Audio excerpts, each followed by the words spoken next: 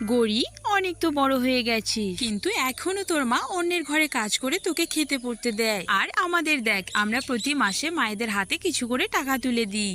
ছেলে মেয়ে সমান দায়িত্ব মায়েদের দেখাশোনা করার জন্য, তাই তুই একটা কাজ খুঁজে নে।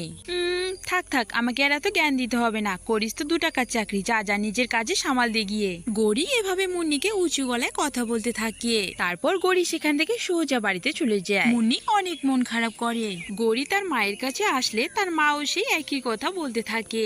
গড়ি, মা, অনেক বড় হয়ে গেছিস, এখন তো তোকে বিয়ে দিতে হবে, তাই নিজে কিছু করতে শিখ। তোর বয়সে সব মেয়েরাই কাজ করে, শুধু তুই এদিক ওদিক ঘুরে বেড়াস। তোর মা কি আর সারা জীবন বেঁচে থাকবে? তাই সময় থাকতে নিজে কিছু কর। আমার দিন আর ফুরিয়ে এলো বলে। গড়ি বেশ কিছুক্ষণ ভাবতে থাকে। সে ভাবতে থাকে তার তো কোনো কাজই করতে ইচ্ছা করে না। আচ্ছা আচ্ছা, হয়েছে মা, চুপ করো। এত করে বলছো যখন, তাহলে পাশের জঙ্গলে কালকেই যাব কাজ খুঁজতে। এবার আর আগের মতো করবি না জানো, যেখানেই কাজ করবি দায়িত্ব নিয়ে কাজ করবি। হ্যাঁ হ্যাঁ, ওসব নিয়ে আর তোমার চিন্তা করতে হবে না। এবার কাজ পেলে তবেই বাড়িতে আসবো, তার আগে নয়। এর পরের দিনই গড়ি তৈরি হয়ে যায় কাজের সন্ধানের জন্য। রাগের গলায় তার মাকে বলতে থাকে, মা আমি আসলাম, তোমার নিজের খেয়াল রেখো, আর এবার আমি টাকা নিয়ে আসবো। এরপর গড়ি তার মাকে রেখে নতুন বনে কাজের সন্ধানে চলে যায়। তার মা ভীষণই একা হয়ে যায়। নতুন বনে একটা রেস্টুরেন্ট গড়ির নজরে পড়ে যায়, আর তার সামনে রেস্টুরেন্টের মালিককে দেখতে পেয়ে যায়। গড়ি সেই মালিকের সামনে চলে যায় এবং বলতে থাকে, মালিক কবুতর দাদা, আমাকে একটা কাজ দেবেন? আমি সব কাজ করতে পারি, যে কোনো কাজ দিলেই আমি করে দিব, বিনিময়ে সামান্য কিছু টাকা দিলেই হবে আমার। আরে হ্যাঁ হ্যাঁ, একটা কাজ তো ফাঁকাই আছে। আমার ম্যানেজার কিছুদিনের জন্য বাড়িতে গেছে, তাই তুমি সেই কাজটা করো। চলো চলো, কোথায় কি আছে সবটা তোমাকে দেখিয়ে দিই, কোনো অসুবিধাই হবে না তোমার। তাই চলো কবুতর দাদা, সবটা বুঝিয়ে দাও। এরপর গড়ি তো কাজ পেয়েই গেল।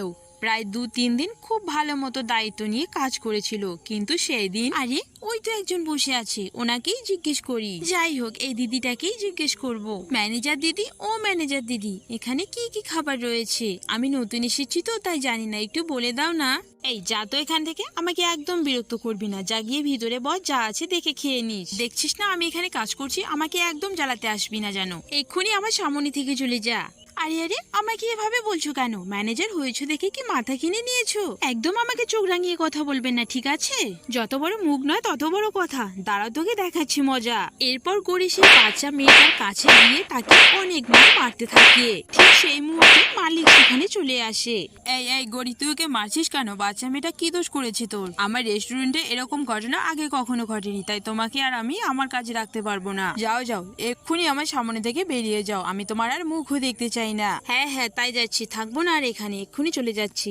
প্রত্যেকবারে গড়ি ঠিক এমনটাই করতো, কারণ কোনো কাজই তার মন বসতো না। গাছের নিচে দাঁড়িয়ে থাকতে থাকতে সেখানে এক কালু কাক এসে হাজির হয়ে যায়। আরে কে তুমি? এখানে উদাস হয়ে দাঁড়িয়ে আছো কেন? আর যাচ্ছই বা কোথায়? আসলে আমার মা আমাকে জোর করে কাজে পাঠিয়ে দিয়েছে, কিন্তু আমার কাজ করতে একদমই ভালো লাগে না। এরপর গড়ি সেই রেস্টুরেন্টের ঘটে যাওয়া সমস্ত ঘটনা সেই কাককে খুলে বলে। আরে তোমার আর আমার মধ্যে তো অনেক মিল আছে, তাই চলো তুমি আর আমি চুরি করতে যাই। আমাদের একমাত্র এটাই পথ ছাড়া আর কোনো পথ নেই। আমারও কাজ একদম ভালো লাগে না। এরপর সেই অলস দুটো কাক চুরি করতে চলে যায়।